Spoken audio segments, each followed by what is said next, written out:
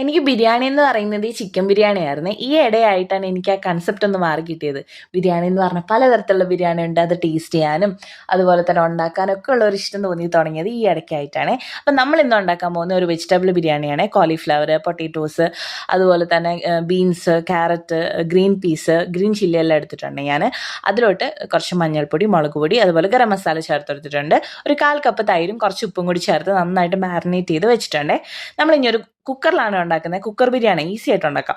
നമ്മളൊരു കുക്കർ എടുത്തിട്ട് അതിലോട്ട് കുറച്ച് സൺഫ്ലവർ ഓയിലും കുറച്ച് ഹോൾ സ്പൈസസ്, പട്ട, ഗ്രാമ്പൂ, ഏലക്കായ, പെരിഞ്ചീരകം, അങ്ങനത്തെ എല്ലാം ഒന്ന് പൊട്ടിച്ചെടുത്തിട്ട് കുറച്ച് ഉള്ളി, തക്കാളി, മല്ലിയില ഒന്ന് വഴറ്റിയെടുക്കാം. എന്നിട്ട് നമ്മൾ ഓൾറെഡി മാരിനേറ്റ് ചെയ്ത് വെച്ചേക്കുന്ന ആ മിക്സ് ഉണ്ടല്ലോ അത് ചേർത്തെടുത്ത് അതിലോട്ട് നമുക്ക് റൈസ് ഉണ്ടല്ലോ, കഴുകി കുതിർത്ത് വെച്ചേക്കുന്ന റൈസാണ്. അതിലോട്ട് 1 കപ്പ് റൈസിന് 2 കപ്പ് വെള്ളം ഒഴിച്ചിട്ട് കുക്കറിൽ നന്നായിട്ട് വിസിലടുപ്പിച്ചെടുക്കാം. എന്നിട്ട് 10 മിനിറ്റ് തുറക്കാതെ അങ്ങ് വെക്കാം. എന്നിട്ട് കുറച്ച് ഉള്ളിയൊക്കെ വറുത്തിട്ട് കഴിഞ്ഞാൽ അടിപൊളി ബിരിയാണി റെഡിയാണേ.